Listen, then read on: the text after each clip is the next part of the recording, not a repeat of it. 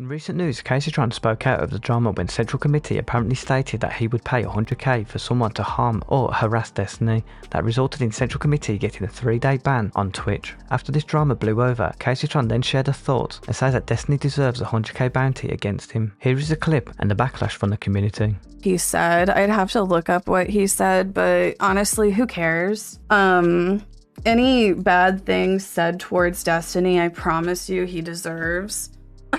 Like, honestly, who cares? Wasn't that Central Committee? I believe that Central Committee said something about 100k or something, but honestly, like, who cares? Really, who cares? This has to be one of the saddest existences I can imagine. I truly do feel bad for her. The only times I've heard this person's name mentioned over the past few years have been when she is attacking Destiny. I cannot imagine devoting your entire life to thinking about and attacking some random internet streamer. This is what defines her. This is her entire personality now. She was her own person at some point, but she reduced herself to this out of some blind hatred. It's scary and sad to think that a human could reduce themselves to this. Last I saw, she smokes enough weed to kill an elephant and has Destiny living in a 10,000 square foot apartment in her head rent-free. I'm talking the only time she ever appears on LSF is when she says some outlandish shit about Destiny, warranted or not. Nah, it's just the Kaceytron cycle. She shows up every 6 months or so and says something outlandish to get some engagement from a community of a big streamer. Then she goes back to AFK streaming movies, or some shit like that. Last time, it was the XQC divorce debacle. Earlier today, Pirate Software spoke out on the Adpocalypse to confirm that it hasn't hit streamers because it's all based on the tags,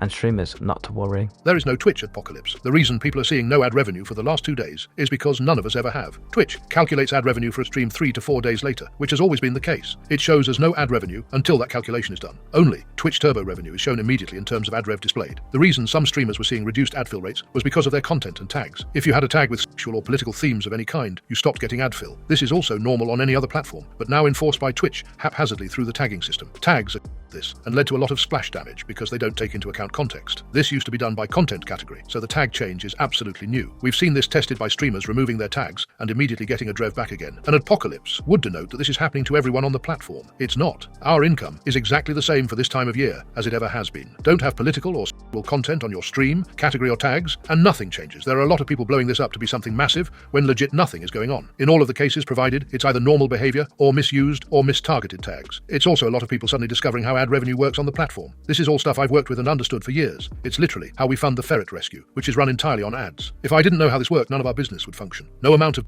will make this untrue. After Pirate Software's response about Twitch Adpocalypse, Software received a response to his tweet saying that pretty sure ad revenue is down because the major companies that are no longer paying to advertise on Twitch. Now I find this quite strange as why Dex reported on this, as there isn't any proof of any advertisers dropping out, which was obviously negotiated between ADL and Twitch to take this action with the Twitch tags. But here is Pirate Software's response.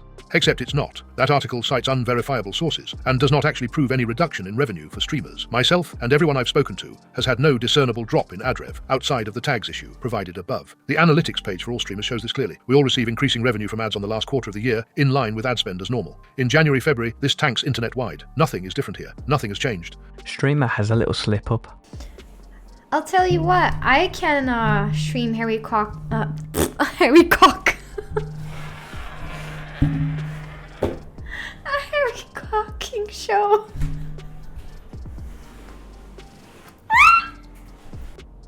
I wanted to say cooking show and Harry Potter, and then mixed it and it came out wrong.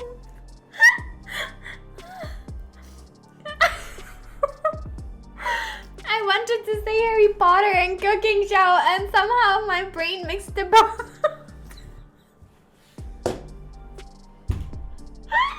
Hassan accuses Richard Lewis by teaming up with Dan Saltman and says that there is no real journalism that is taking place in the Twitch Adpocalypse.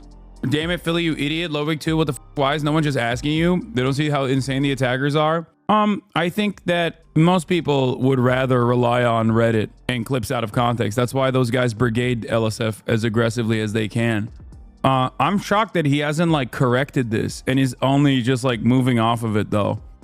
The source of Dick Serto's article about advertisers leaving Twitch is Richard Lewis, who used to write for Breitbart News and is openly collaborating with Dan on the Twitch harassment campaign. I know. There's no real journalism that has taken place in this situation, and ultimately, we don't even fully know if what Hassan is doing isn't falling on deaf ears. I'm personally more confident in talking about what Israel is doing with my family and friends. Yeah.